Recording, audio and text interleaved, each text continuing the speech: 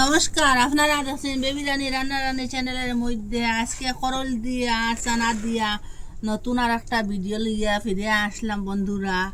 আপনারা পুরো ভিডিওটা দেখবা, স্কিপ করবা না।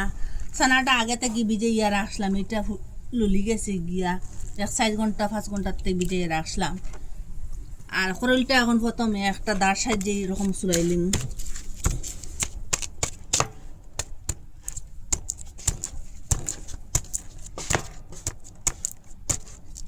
এরকম করে সবটা পরিষ্কার করে লিছি। আর এখন ওই যে শক্ত অংশটা একটা দাঁড় সাইজে কাটিলিম।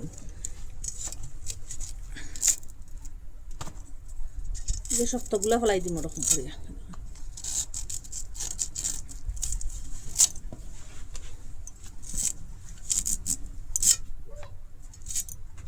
ওরকম করে ওই যে খুঁড়ার সাইডটা ফেলাই দিম।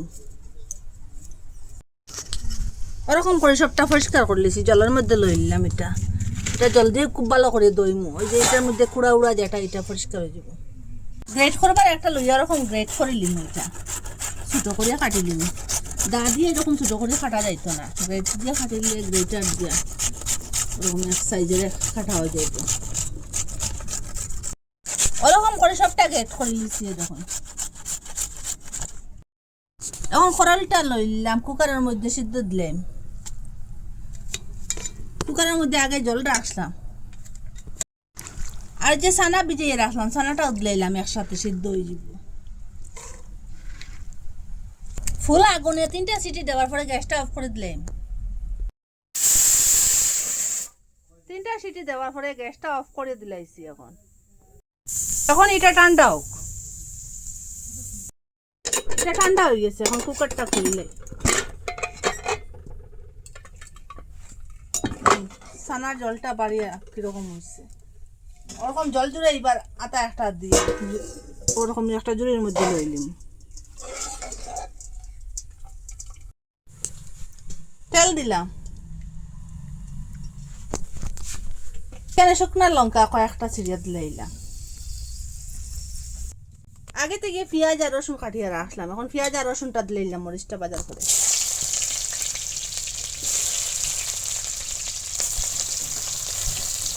আপনারা যদি ভালো লাগে না পেঁয়াজ রসুনকে, এখানে পাঁচফোড়ন দিলে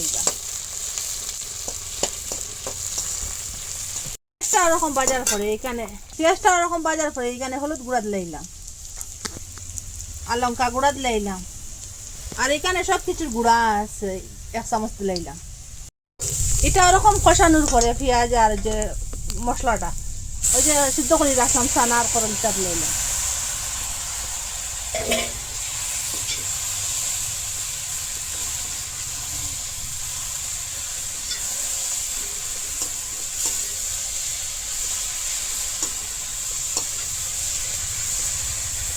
এখানে স্বাদ মতো লবণ দিয়ে দিলাম।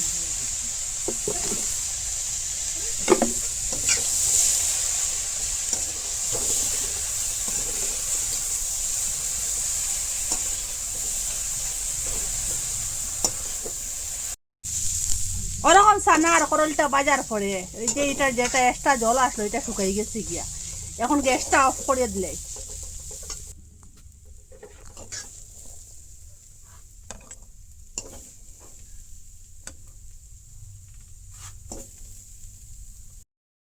আপনারা তো কত কিছু করল দিয়ে বানাইয়া খাইছেন। ওরকম ছানা দিয়ে আর করল দিয়ে বাজা বানাইয়া খাইবা, এত স্বাদ কি বলবো আপনারা। করল থাকতে থাকতে একদিন মিস করবা না, ওরকম বানাইয়া খাইবা।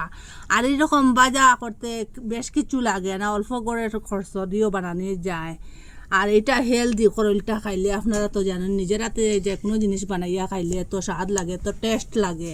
এটা রুটির সাথেও খাইতে পারবা বা ভাতের সাথেও খাইতে পারবা, এমনিও খাইতে পারবা। আর যারে দিবা সেও খুব ভালো খাইব। আর সব তরকারি বা সবজি এক সাইডে দিয়ে রাখি ওরকম কারি শুকনা গরম গরম ভাত দিয়া খাইতে। আর 1 গ্লাস ভাত বেশ খাইবা আপনারা কই থাকি দেখরা, একদিন মিস করবা না, বানাইয়া খাইবা। আর কেমন স্বাদ লাগছে কমেন্টের মধ্যে নিশ্চয় জানাইবা। ভালো লাগলে লাইক কমেন্ট শেয়ার সাবস্ক্রাইব করবা। আর আজকের ভিডিও এখানে শেষ, নতুন আর একটা ভিডিও নিয়ে ফিরে আসবো বন্ধুরা।